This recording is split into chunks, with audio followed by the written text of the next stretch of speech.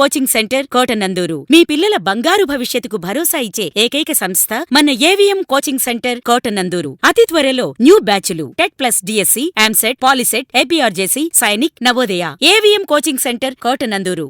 వందే మాతరం గీతానికి 150 ఏండ్లు. జాతీయ గీతం వందే మాతరం గీతానికి 150 సంవత్సరాలు పూర్తయినట్లు తెలుగుదేశం పార్టీ మండల ప్రధాన కార్యదర్శి సామినేడి కృష్ణార్జున అన్నారు.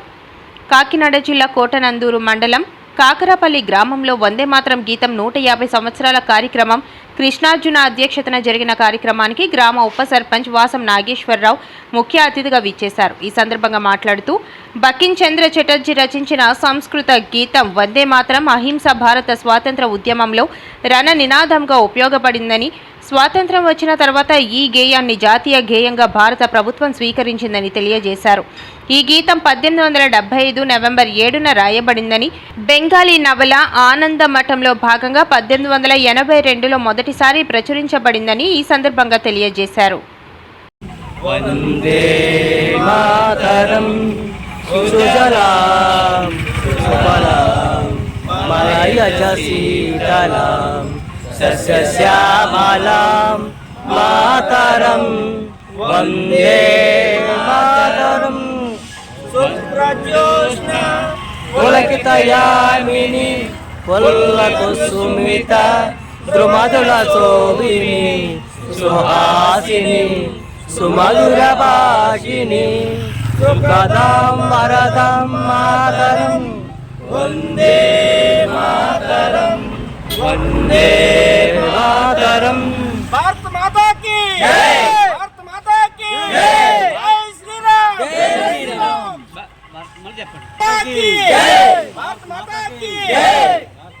మంత్రి గారైన నరేంద్ర మోడీ గారి ఆదేశాల మేరకు మన తుని నియోజకవర్గం మాజీ మంత్రివర్యులు యనమల రామకృష్ణ గారు, మన తుని నియోజకవర్గం యనమల దివ్య గారి ఆదేశాల మేరకు ఈరోజు మనము ఈ వందే మాతరం గీతము వచ్చి 150 సంవత్సరములు అయినది.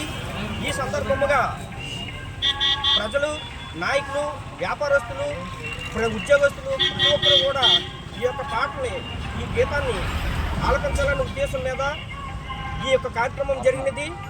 ఈ వందే మాతరం అనేది 1870లో ఈ యొక్క రచించడం జరిగినది. 1875లో ఈ గీతం ఆచరణలోకి వచ్చింది.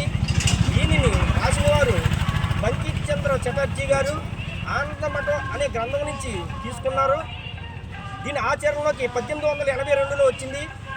ఈ 1875 నుంచి ఈరోజు 2025 నవంబర్ 7 నాటికి ఈ యొక్క వందే మాతరం గీతం వచ్చి 150 సంవత్సరాలు పూర్తయిందన్న సందర్భంగా ఈరోజు మా కాకరపల్లి గ్రామంలో ఈ యొక్క పాటని మా కార్యకర్తలు, మా నాయకులు, గ్రామ ప్రజలందరూ కలిసి ఈ వందే మాతరం గీతం ఆలాపన చేయడం జరిగినది.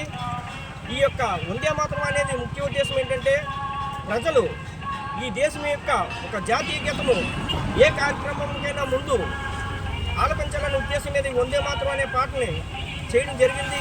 కాబట్టి ప్రజలందరూ కూడా ఏ కార్యక్రమంలో పాల్గొనే ముందు వందే మాతరం స్కూల్లో పిల్లలైతేనే, కాలేజీలు అయితేనే, నాయకులైతేనే ప్రప్రథమంగా ఆలపించడం జరుగుతుంది.